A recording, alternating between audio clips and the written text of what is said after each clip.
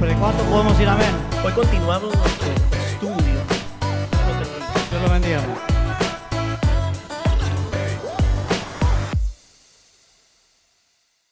Esta mañana nosotros vamos a considerar los dos primeros versos, hermanos, pero vamos a hacer un mayor énfasis en el verso número 1, porque contiene una riqueza profunda a pesar de que es el saludo. Si ustedes se van a dar cuenta, hoy vamos a hablar básicamente del saludo, el saludo de Pablo, y en el saludo hay gran riqueza.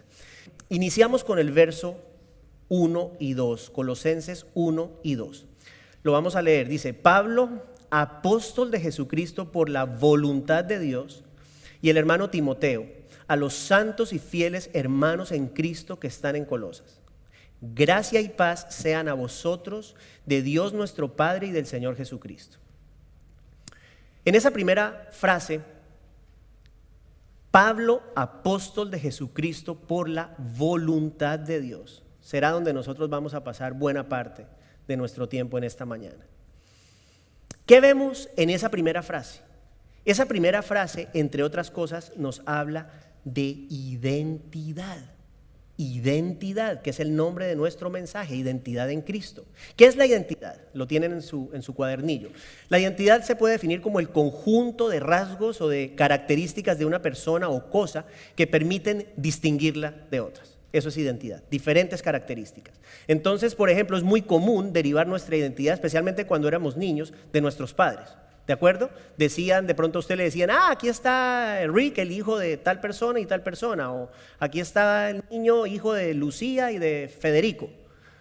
Eso era muy común cuando uno era niño. Nos identificaban nuestros padres. Luego, a medida que vamos creciendo, uno de los elementos que más nos identifica es nuestra ocupación. ¿Quién es usted? Yo soy el doctor tal, de trabajo en Baptist Hospital. Si yo les pregunto a ustedes, ¿quién era Elvis Presley?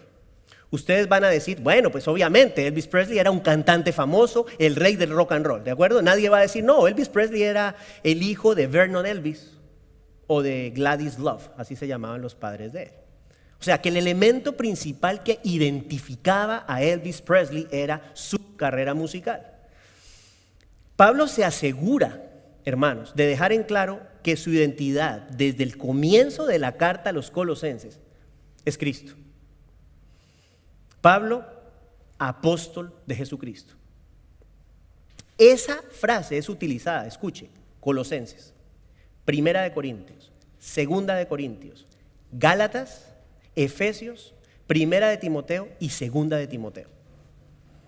En todas esas Pablo empieza sus epístolas diciendo: Pablo, apóstol de Jesucristo. Luego, Pablo, siervo de Jesucristo. Esa es más fuerte, porque la palabra siervo en el idioma original es la palabra doulos, que significa esclavo. O sea que lo podemos, si queremos ir al texto y al significado del idioma original, es Pablo, Pablo, esclavo de Jesucristo. Lo usa en Romanos y en Filipenses. Luego, Pablo, siervo o esclavo de Dios y apóstol de Jesucristo. Pablo, esclavo de Dios y apóstol de Jesucristo, usado en Tito 1.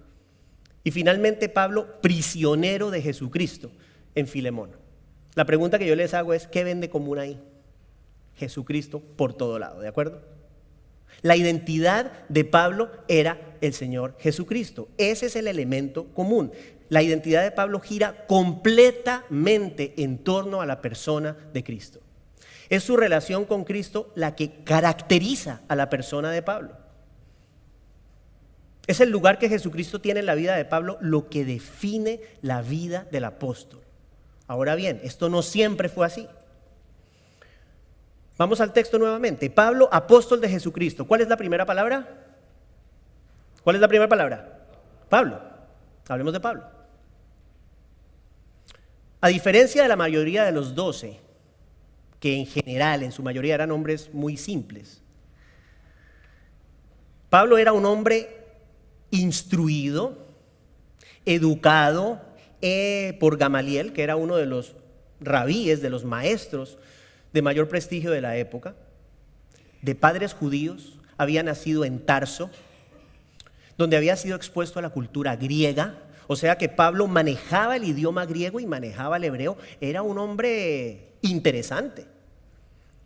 Y además de eso, para poner la cerecita arriba, era ciudadano romano. O sea que tenía bastantes elementos para, como decimos nosotros en Colombia, picárselas o dárselas, no, yo soy más que el resto. El punto es que Pablo, cuyo nombre hebreo era Saulo, tenía razones para derivar su identidad de todas estas cosas. Y lo leemos en Filipenses 3, versos 4 al 6. Ahí él nos da una presentación de los elementos, esto es muy importante, los elementos que identificaban a Pablo antes de conocer a Cristo. Vamos a leerlo. Si alguno piensa que tiene de qué confiar en la carne, dice él, yo más, circuncidado al 8º día, del linaje de Israel, de la tribu de Benjamín, hebreo de hebreos, en cuanto a la ley, fariseo, en cuanto a celo, perseguidor de la iglesia, en cuanto a la justicia que se basa en la ley, irreprochable. Palabras más, palabras menos. Vamos a decirlo en palabras más simples. Yo, Pablo, soy israelita puro. Soy del pueblo escogido de Dios. Pertenezco a la importante tribu de Benjamín. Soy de padres hebreos y soy orgullosamente fariseo, soy orgullosamente legalista. Eso era la identidad de Pablo antes de conocer a Cristo. Giraba en torno a su nacionalidad, giraba en torno a su religión. Pablo consideraba que agradaba y servía a Dios cuando salía a perseguir a los creyentes en Cristo. De hecho, sabemos que Pablo participó en la muerte del primer mártir, Esteban. Y no solamente participó, sino que inmediatamente después la Biblia dice que fue a pedir permiso para ir a Damasco, para buscar a los creyentes y traerlos a Jerusalén para meterlos a la cárcel. Ese era Pablo. En Hechos 9:1 hoy leemos esto, dice que después de que apedrearon a Esteban, dice Pablo seguía respirando amenazas y muerte contra los discípulos del Señor. Oiga eso. O sea, eso identificaba a Pablo. Respiraba amenazas y muerte. Parece mentira que sea el apóstol Pablo. ¿De acuerdo? Vamos a ir un poquito ahorita para entender un poco todo esto. Es cuando Saulo, es decir, Pablo, viaja a Damasco y pasa lo que ustedes conocen. El evento que cambia su vida para siempre. Lo vemos en Hechos 9. Lo leo, dice, pero yendo por el camino aconteció que al llegar cerca de Damasco, repentinamente lo rodeó un resplandor de luz del cielo y cayendo en tierra oyó una voz que le decía, Saulo, Saulo, ¿por qué me persigues? ¿Por qué me persigues? No dice por qué estás persiguiendo a los creyentes, por qué estás persiguiendo a la iglesia, no, ¿por qué me persigues a mí? Aquí hago una aclaración, el que se mete con el cristiano se mete con Cristo. El que se mete con la iglesia se mete con Cristo. Él dijo, ¿quién eres? Señor. Y le dijo, yo soy Jesús, a quien tú persigues, dura cosa te es dar coces contra el aguijón. Él, temblando y temeroso, dijo, Señor, ¿qué quieres que yo haga? El Señor le dijo, levántate y entra en la ciudad y allí se te dirá lo que debes hacer. ¿Qué veo interesante? Saulo se refiere a Cristo 2 veces como Señor. Señor. Es la palabra Kyrios en el griego, que significa amo, dueño, el que manda. Este es el comienzo del caminar de Pablo con Cristo. Pero creo que se vislumbra desde ya un cambio de identidad. El solo hecho de que él diga, Señor, ¿qué quieres que yo haga? Allá hay un cambio de identidad. Algo pasó en ese momento en donde Pablo de repente pasó de ser el que persigue a decir, me someto a ti. Señor, ¿qué quieres que yo haga? Amo, dueño mío, ¿qué quieres que yo haga? Ahí hay un cambio. Ahora bien, pasó un tiempo y obviamente Pablo tuvo una mayor claridad con respecto a su identidad en Cristo en los días posteriores. Esta nueva identidad reemplazó por completo la identidad antigua, esa que estaba centrada en todo este orgullo y todo esto que lo identificaba él antes por ser israelita y por tener todo este celo por la religión. Filipenses 3, y esto es muy interesante, mire, en Filipenses 3 él habla y abre su corazón con respecto a las cosas que él valoraba. Él nos dice en Filipenses 3, estas son las cosas que yo valoraba. Mire lo que dice, Filipenses 3, versos 7 al 9. Pero cuántas cosas eran para mí ganancia, las he estimado como pérdida por el amor de Cristo, por amor de Cristo. Y ciertamente aún estimo todas las cosas como pérdida por la excelencia del conocimiento de Cristo Jesús, mi Señor. Ahora mire lo que dice, por amor a Él lo he, ¿qué dice? Perdido todo. Nuevamente, ¿qué dice? Perdido todo. Por amor a Él lo he perdido todo y lo tengo por, diga la palabra, dígala duro, por favor, ya que se nos despierte todo el mundo. Basura, basura. Entonces, esta es una de las cosas donde cuando uno ve un poco, digamos, las palabras originales, todo esto toma otro sentido. Esa palabra basura, y esto lo dije alguna vez anteriormente aquí, es la palabra griega escúbalon, que significa excremento de animal. ¿Ok? Una cosa es hablar de basura, ¿cierto? Es una palabra fuerte, pero si usted cambia esa palabra y usted dice, esto lo considero como excremento de animal, wow, eso es otra cosa. Y esa es la palabra que se usa, esa es la connotación que tiene. Pablo, ¿qué está diciendo? Todas esas cosas que para mí eran importantes, todas esas cosas que me identificaban a mí, hoy las considero como excremento. Cuando comparo todo eso con la excelencia del conocimiento de Cristo. Eso es lo que está diciendo. Lo que definía a Saulo de Tarso es muy diferente a lo que define al apóstol Pablo. Podemos decir realmente que son dos personas distintas, ¿de acuerdo? O sea, si usted habla del apóstol Pablo, sabemos que Saulo y Pablo son la misma persona. Sin embargo, nadie habla del apóstol Saulo. Nadie habla del apóstol Saulo. Se habla del apóstol Pablo. Como dijimos al comienzo, el nombre tiene que ver con la identidad, ¿de acuerdo? Es parte de nuestra identidad. Si usted me llama a mí Alfredo, Mario, Roberto, yo no voy a voltear. Si usted dice Jorge, lo primero que hago es voltear, porque me identifico con mi nombre. ¿Qué pasa con Saulo?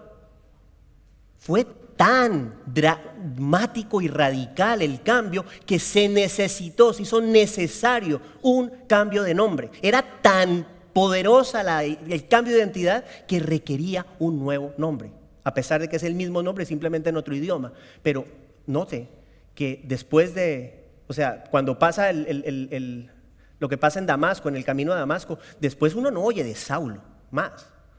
O sea, se escucha es de Pablo, y todo es Pablo, Pablo, Pablo, y a Pablo se le atribuye la composición de 13 de los 27 libros del Nuevo Testamento, no a Saulo. Nadie dice que Saulo escribió la carta de Romanos. Es Pablo. Ahora volvemos al texto. Pablo, apóstol de Jesucristo. ¿Qué es un apóstol? Sentido general. Es un enviado, es un delegado, es un mensajero. Ahora bien, Pablo se identifica como un apóstol de Jesucristo. Y esto cambia el sentido de todo. Pablo es enviado por alguien muy especial para compartir un mensaje muy especial. ¿Qué es lo que hace que Pablo sea un apóstol especial? No es él, es quien lo envía y el mensaje que tiene que predicar. Eso es lo que hace que él sea especial. ¿Por qué? Quien envía a Pablo no es otro, mis queridos hermanos, como lo vamos a ver en esta carta, es el creador de todas las cosas, el creador de todo lo visible y lo invisible. Ese es quien llamó a Pablo, aquel que llamó a existencia todas las cosas a partir de materia inexistente. Él es el que llama a Pablo. Ese que sustenta todas las cosas con la palabra de su poder. Él es quien llama a Pablo. ¿Y el mensaje encomendado qué es? La palabra de Dios. Ese evangelio que es poder de Dios para salvación. Ese mensaje que tiene poder para salvar las almas, reconciliando al hombre con su creador. Este mensaje tiene autoridad divina y el mensajero es portador de dicha autoridad al proclamar ese mensaje. O sea que cuando Pablo dice, Pablo, apóstol de Jesucristo, no es simplemente un apóstol, no es simplemente un mensajero cualquiera, es un mensajero enviado por alguien muy especial con un mensaje muy especial. Ahora, recuerde, estos falsos maestros están tratando de negar la suficiencia de Cristo. ¿Qué hace Pablo? Lo menciona al comienzo, en el primer verso. Pablo, apóstol ¿de quién? De Jesucristo. Ese que ustedes quieren minimizar, ese que ustedes quieren borrar, ese que supuestamente no es suficiente, bueno, Pablo, apóstol de Jesucristo. Yo soy apóstol de Jesucristo, les dice en el primer verso, en el saludo. Se identifica inmediatamente con Jesucristo. Desde ese saludo Pablo entra estableciendo un primer recurso, escuche, esto es importante, para defender la suficiencia de Cristo. Recordemos, esta gente quiere ir en contra de eso. Pablo desde el saludo emplea el primer recurso mencionando al cual es suficiente.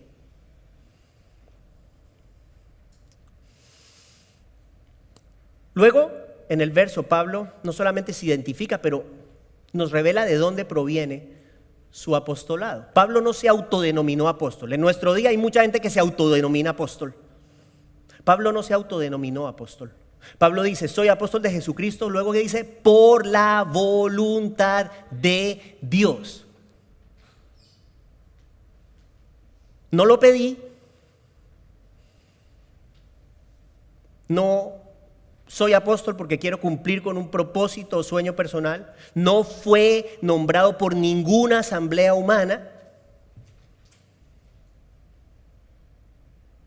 Apóstol de Jesucristo por la voluntad de Dios. Y esta aclaración de que es por la voluntad de Dios la hace no aquí solamente, repetidamente en las diferentes epístolas. Soy Pablo, apóstol por la voluntad de Dios. ¿Por qué? Porque cuando él dice soy apóstol, mensajero, ¿de quién? De Jesucristo, por la voluntad de Dios, ahí ya hay autoridad. Ahí ya hay autoridad. Entonces Pablo tiene autoridad, la autoridad de Dios para hablar. Porque está hablando en nombre de Dios el mensaje que Dios le encomendó. Es muy importante. Ahora bien, vemos por ejemplo en Hechos 9:15. El Señor había determinado de antemano que Pablo era un instrumento escogido. Instrumento escogido. Y luego dice, a pesar de ser, en palabras de Pablo, el peor de los pecadores. En unas versiones dice el peor, en otras dice el primero de los pecadores, en 1 Timoteo 1:15. Y luego dice, y a pesar de haber sido, escuche la listica, blasfemo, perseguidor e injuriador. Blasfemo, perseguidor e injuriador. Eso es lo que Pablo decía de sí mismo después de conocer a Cristo. ¿Nota la diferencia? Hebreo de hebreos, de la tribu de Benjamín. Oh, soy lo mejor. Ah, no, pero resulta que llega la luz de Cristo. No. Soy el primero de los pecadores. Hay una diferencia.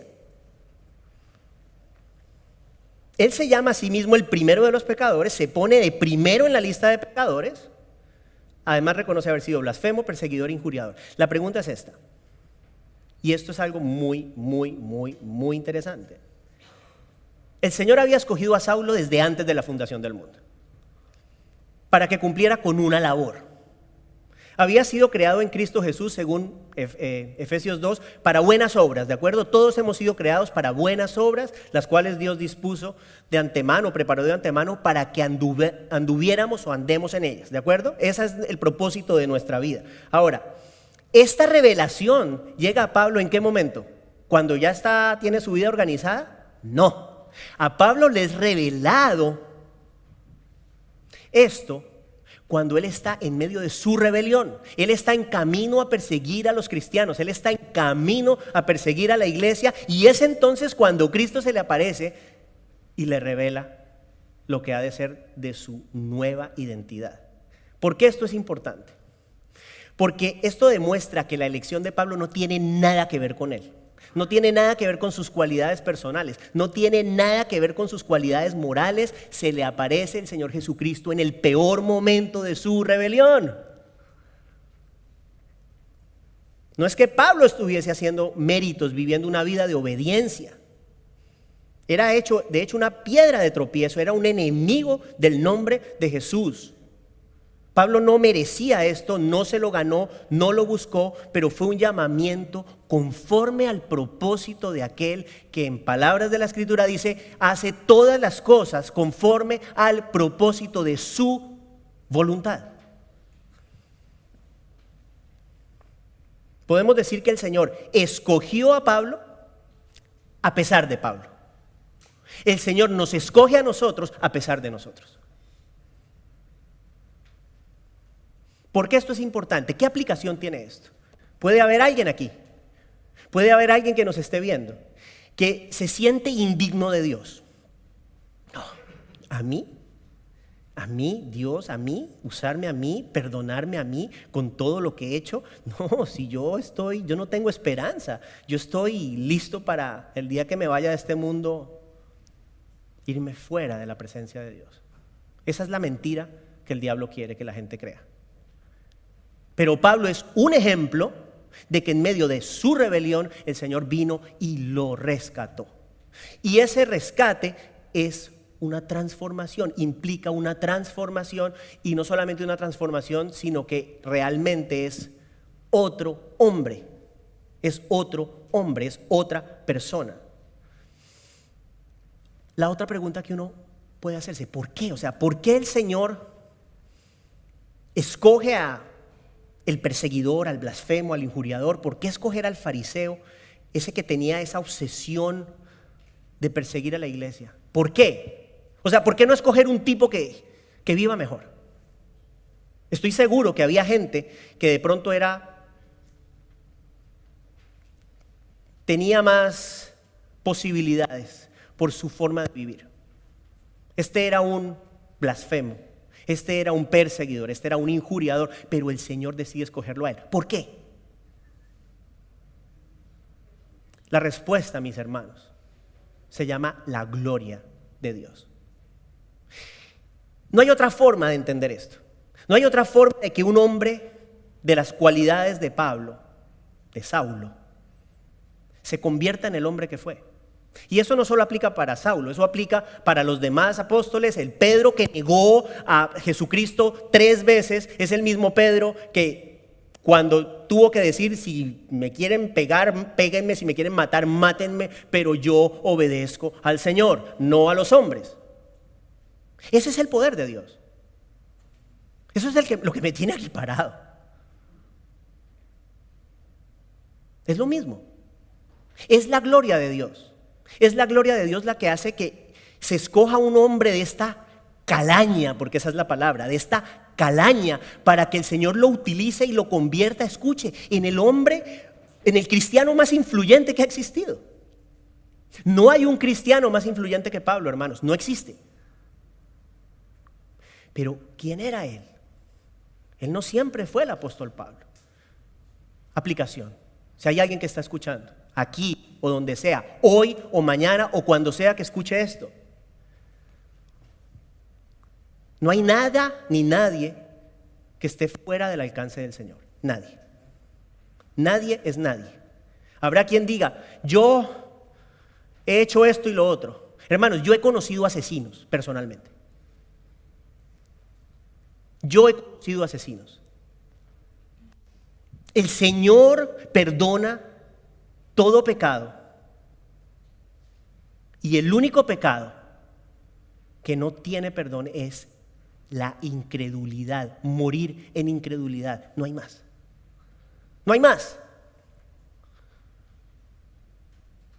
Por eso es que este mensaje es tan necesario, porque es el único mensaje que produce fe, que puede rescatar a esa persona que no tiene esperanza de ninguna otra forma, solamente a través de este mensaje que produce vida, que produce fe. La fe, recuerden, viene por oír la palabra, el mensaje concerniente a Cristo, y la fe es necesaria, lo hablamos en el primer mensaje,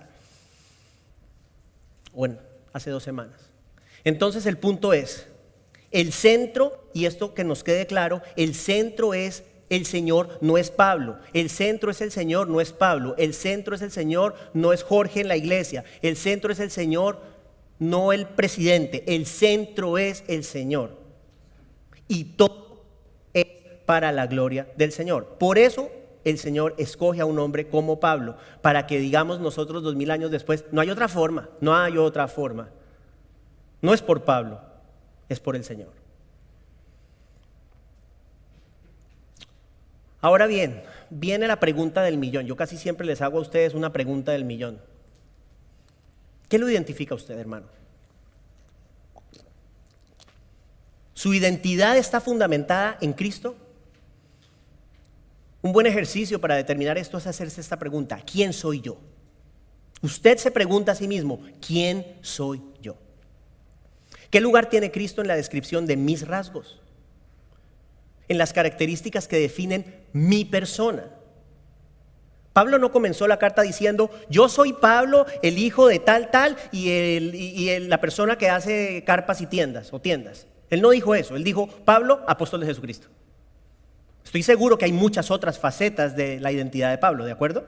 O sea, Pablo era muchas otras cosas, pero Pablo, ¿qué es lo que pone primero? Pablo, apóstol de Jesucristo, no dice nada. ¿Qué lo identifica a usted? ¿Usted puede decir algo similar? ¿Está Jesucristo tan arraigado en su corazón que Él es quien define su vida? ¿Puede usted identificarse como un seguidor de Cristo, un discípulo del Señor, un siervo del Señor? Y quizás la primera reacción es ¿qué? Sí, amén, amén, amén. Esa es nuestra primera reacción. Amén, sí, sí me identifico. Ahora bien, esa respuesta usted la puede encontrar si usted se responde esta simple pregunta: ¿es Cristo el centro de mi vida? ¿Es Cristo el centro de mi vida?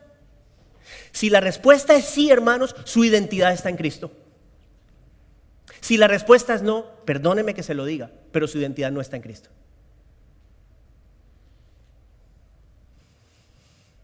El Señor Jesucristo quiere y merece todo de nosotros. Por favor, escuche, Él no quiere, ni le interesa, ni se merece las migajas de nuestra vida, lo que nos sobra. Él murió y nos compró, nos pagó completos. Cuando nosotros entregamos nuestra vida por completo, entonces podemos decir como los demás, llegará un momento en el cual usted va a darse cuenta que todas las otras cosas que lo definían a usted son como basura, son como estiércol, son como excremento de animal, cuando usted las compara con la excelencia de conocer al Señor Jesucristo. Termina el verso 1 mencionando a Timoteo. Vamos a hablar brevemente porque tengo que correr un poquito. Pablo, apóstol de Jesucristo por la voluntad de Dios, y el hermano Timoteo. Ok, no indica que Timoteo escribió la carta junto con Pablo, indica simplemente que Timoteo era una persona muy allegada a él, porque además lo menciona en varias de sus otras introducciones. Ahora bien, Filipenses 2, 19 al 22, no sé si está, vamos a ver un poquito en esa escritura quién era Timoteo para Pablo. Mire lo que dice. Dice: espero en el Señor Jesús, les dice a los filipenses, espero en el Señor Jesús enviaros pronto a Timoteo para que yo también esté de buen ánimo al tener noticias vuestras. Escuche lo que dice: porque no tengo a ningún otro que comparta mis sentimientos y que tan sinceramente se interese por vosotros, pues todos buscan sus propios intereses y no los de Cristo Jesús. Pero ya conocéis los méritos de él, que como hijo a padre ha servido conmigo en el evangelio. O sea, que era un hombre muy especial para Pablo. Lo compara con un hijo. Hay otra escritura en 1 Corintios 4, dice: por esto mismo os he enviado a Timoteo, que es mi hijo amado y fiel en el Señor. Estamos hablando de un vínculo muy profundo entre Pablo y Timoteo. Pablo amaba a Timoteo. Timoteo servía con un corazón sincero, servía con integridad. Sus intereses eran los de Cristo. No estaba en el ministerio buscando ningún tipo de retribución personal. Su único y verdadero propósito era avanzar el reino de Cristo. Eso es lo que hacía que Timoteo fuera un hombre especial. No tenía intereses oscuros, no tenía intereses secundarios. Su único interés era avanzar el reino del Señor. Era un hombre que, a pesar de ser joven, tenía problemas de salud. Pablo le dice: tienes que tener cuidado con tus frecuentes enfermedades, en 1 Timoteo 5:23, y además muestra su gran amor por Timoteo, pues es el receptor, el recipiente de su última carta. La última carta que Pablo escribe antes de ser martirizado, que no está en la Biblia, entre otras cosas, es la carta de segunda a Timoteo. Entramos al verso 2. Dice: a los santos y fieles hermanos en Cristo que están en Colosas, gracia y paz sean a vosotros de Dios nuestro Padre y del Señor Jesucristo. Vamos a mirar algunas palabras aquí. La palabra santos proviene del griego agios, y en este pasaje no tiene la connotación de excelencia de carácter. Nosotros cuando oímos, o por lo menos yo, siempre que escuchaba la palabra santo me imaginaba una persona perfecta. El santo. Alguien es santo, es perfecto o tiene una vida muy pura, pero esa no es la connotación aquí. La connotación aquí tiene que ver con ser separado, apartado para el servicio al Señor. De hecho, la palabra santo se ha utilizado también en las Escrituras para indicar, por ejemplo, lugares. El lugar santo, el lugar santísimo, ¿de acuerdo? Es la misma palabra. El lugar santo, el tabernáculo era considerado un lugar santo. O sea que no tiene que ver con la parte moral. Ahora bien, también se usa con respecto a la parte moral. Por ejemplo, en Apocalipsis 4, esta escena celestial, está Juan ahí viendo cosas que no puede ni describir. Aparecen unos seres que dicen, santo, santo, santo es el Señor. Ese santo es la misma palabra, pero ahí sí tiene que ver con el atributo de santidad de Dios, de una pureza perfecta. Ahora bien, nosotros jamás vamos a llegar a pureza perfecta mientras estemos aquí. El punto es, esta palabra santo aquí tiene que ver con apartado, no tiene que ver con pureza o con la parte moral. ¿Ok? Luego,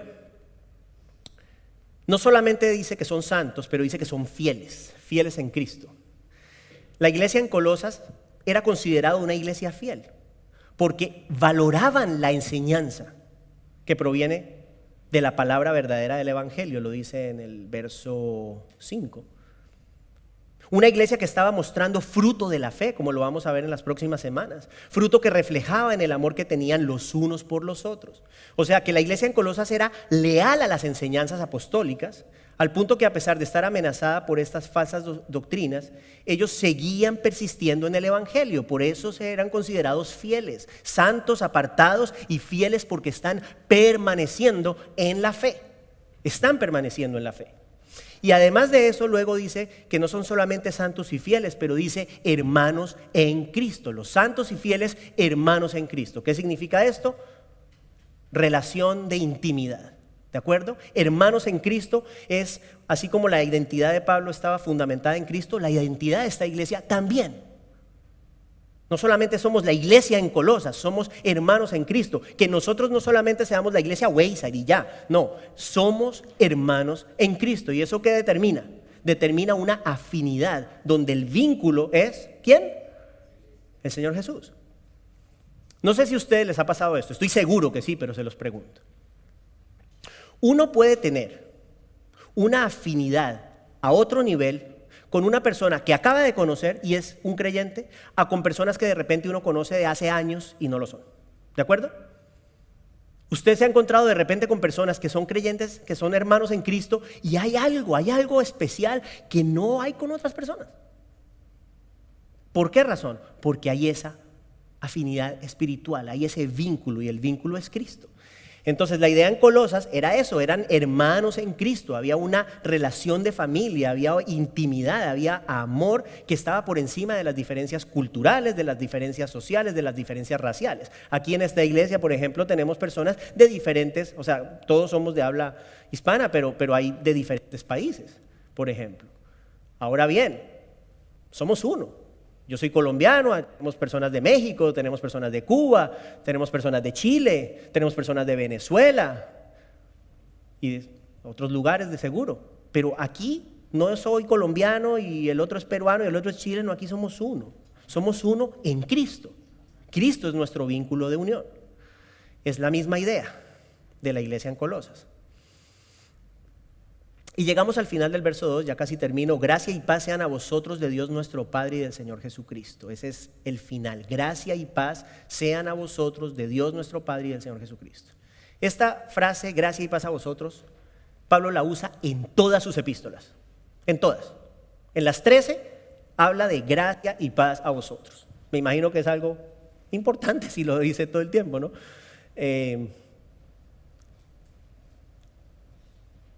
Gracia, hablemos de gracia. Favor inmerecido. Nosotros lo hemos dicho en otras veces, nosotros no merecemos el favor de Dios, no merecemos, no nos hemos ganado el favor de Dios. Los creyentes en Colosas tampoco se lo habían ganado. Pero en su amor infinito el Señor muestra gracia hacia nosotros. Pablo siempre desea esa continua gracia de Dios hacia nosotros, hacia la vida de los creyentes en las diferentes iglesias, hace 2000 años y hoy también. Esa gracia cuya manifestación suprema es la salvación. ¿De acuerdo? La salvación es la manifestación suprema de la gracia. O sea, somos salvos por gracia, ¿sí? Por gracia a través de la fe. No por obras, para que nadie se gloríe, dice Pablo. Es un acto de gracia. Estar aquí parado es gracia. Es gracia, no hay otra cosa. O sea, es gracia de Dios. Estar allí sentado es gracia de Dios. Usted podría estar ahorita en cualquier otro lugar. Piense dónde estaría de pronto hoy usted si usted no fuese un creyente en Cristo. Pronto en su casa o quién sabe haciendo qué cosas. Es gracia. Usted está sentado aquí por gracia de Dios. No solamente les desea Pablo seguir siendo recipientes de ese favor inmerecido, de esa gracia, pero les desea, ¿qué más? Paz. Les desea paz. Y esta palabra paz puede tener diferentes connotaciones. Cuando nosotros hablamos de paz, ¿qué sentimos? O sea, ¿qué pensamos cuando oímos la palabra paz? Para la mayoría de la gente, paz es ausencia de problemas. Estoy en paz porque no tengo problemas. Ausencia de conflicto, eso es paz, ¿de acuerdo? No creo que sea lo que Pablo está hablando aquí. ¿Por qué razón? Porque Pablo tenía muchos conflictos. Y aun cuando no podemos decir que Pablo oraba para que el Señor le mandara conflictos, tampoco podemos decir que Pablo se la pasaba enfocado pidiéndole al Señor que le quitara los problemas, porque es que no lo vemos. O sea que esta palabra paz, más que ausencia de problemas en este caso, tiene que ver con contentamiento en las pruebas. Pablo estaba en una prueba. Pablo estaba escribiendo esto ¿desde dónde, hermanos? Desde la cárcel, ¿de acuerdo? No estaba en un hotel 5 estrellas. Contentamiento en las pruebas, serenidad de espíritu, certidumbre de que el Señor está en control de toda circunstancia. Eso genera paz. En este enredo en el que estamos con toda esta cuesta de este virus, hermano, de verdad le digo, genera paz cuando usted entiende que de verdad, el Señor está en control de esto. Porque les voy a decir algo. ¿Están listos? Pongan atención a lo que le voy a decir. Si Dios no está en control de esto, entonces no es el Dios en el cual nosotros creemos.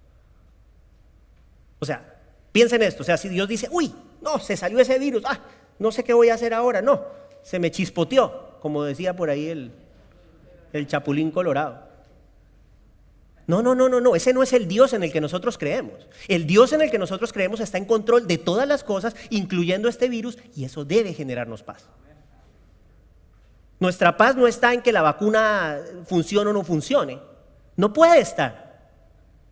Nuestra paz no puede estar con que un día la curva va arriba y el otro día va abajo, porque entonces nuestra paz va a estar así. Nuestra paz debe estar en aquel que sustenta todas las cosas con la palabra de su poder. Aquel que tiene control de todas las cosas. ¿De acuerdo? Esa es nuestra paz. El Señor es nuestra paz. Él está en control de todas las cosas. Eso genera paz. Estoy seguro que eso era parte de la paz de Pablo. La parte de la paz de Pablo no era porque estaba en un lugar muy cómodo. Estaba, como sabemos, prisionero. Estaba en una cárcel, probablemente en una casa alquilada, pero privado de su libertad. Su paz venía del Señor, venía de Cristo. Venía de saber que Él está en control de todas las cosas. Recuerde lo que nos dijo el Señor: nunca te ¿qué? Nunca te dejaré y nunca te jamás. Esa es nuestra paz. Y finaliza mencionando la fuente de esa gracia, la fuente de esa paz. Gracia y paz sean a vosotros, ¿de quién? De Dios nuestro Padre y del Señor Jesucristo. La fuente de nuestra paz, como lo acabamos de decir, Dios el Padre y el Señor Jesucristo. El Padre y el Hijo son presentados como los dadores de paz, los proveedores de esa gracia y de esa paz. Hermanos, nadie más puede suplir esa gracia y esa paz. Nadie más. No hay quien supla la paz y la gracia que el Señor nos da. No hay nadie más. Los beneficios de la gracia divina y la paz divina resulta que solamente pueden venir de la divinidad, de nadie más. Verso 24 del capítulo 1 de esta carta a los Colosenses, mire lo que dice con respecto a esa paz. Dice, recordando que está en prisión, recordando que no tiene problema, mire lo que dice. Ahora me gozo en lo que padezco por vosotros y cumplo en mi carne lo que falta de las aflicciones de Cristo por su cuerpo. Me gozo en lo que padezco. Esas dos palabras humanamente no van juntas. Me gozo en lo que padezco, pero eso es lo que él dice. Me gozo de estar privado en mi libertad. ¿Por qué? Porque es la paz de Dios, mis hermanos. Es la paz de Dios que sobrepasa el entendimiento. Es esa llenura que da una relación estrecha, íntima y genuina con Cristo. Esa paz no la da nada ni nadie más. Nada ni nadie más. Identidad. Es una cuestión de identidad. La verdadera identidad del creyente está en la persona de Cristo, hermanos. Somos embajadores de Cristo y hemos sido adoptados como hijos suyos. A todos los que lo recibieron, a todos los quienes creen en su nombre, Cristo les da el derecho, la potestad de ser llamados hijos de Dios. ¿De acuerdo? Esa es nuestra identidad. Somos hijos de Dios a través de la fe en Cristo, somos siervos de Cristo y existimos para la gloria de Dios. Si usted, especialmente las personas que nos ven, si usted nunca ha puesto su fe en el Señor Jesús, hoy es un buen día para hacerlo. Hoy es el día de la salvación, dice la Biblia. Hoy su identidad puede cambiar para siempre si al escuchar este mensaje usted decide responder en fe. A todos los que reciben a Cristo, ya lo dijimos, a todos los que creen en su nombre, se les da el derecho de ser llamados hijos de Dios. El Señor no desprecia a nadie. El Señor no desprecia a nadie que viene con un corazón arrepentido a sus pies. Mi oración es que hoy sea el día de la salvación para todo aquel que nos está viendo, para todo aquel que nos escucha y que aún no ha recibido el regalo de la salvación a través de la fe en Cristo. Oremos. Padre, en el nombre de Jesús damos gracias a ti por este regalo de nuestra identidad, porque nuestra identidad antes era muy diferente, Señor, así como la identidad de Saulo era una y la de Pablo es otra. Estamos seguros de que nuestra identidad también cambió el día que tú nos rescataste y nos trasladaste del reino de las tinieblas al reino de la luz. Gracias por esa transformación, Señor. Gracias por el cambio de nuestras vidas. Ciertamente no somos perfectos, pero tú nos estás transformando día tras día según la semejanza del Señor Jesús. Señor, cualquier persona que pueda estar aquí en este lugar y especialmente las personas que nos ven, que nos estén escuchando hoy o el día que sea que escuchen este mensaje, Señor, ayúdales a entender que hoy es el día de la salvación, mañana puede ser tarde. Permite, Señor, que las personas que escuchan este mensaje puedan reconocer que tú eres Dios, puedan decir, reconocer que todo aquel que en ti cree jamás será defraudado, que puedan entender que si confesamos con nuestra boca que Jesús es el Señor y creemos en nuestro corazón que Dios lo levantó de los muertos, serán salvos. Señor, dales el don de la fe. Permite que las personas puedan verte, que sus ojos sean abiertos, que sus oídos sean abiertos y que las personas que hoy están muertas en delitos y pecados puedan recibir la vida que tú das. Señor, oramos especialmente por esta comunidad que servimos, Señor. Tanta gente que hay alrededor de esta iglesia. Señor, miles de personas están muriendo, miles de personas.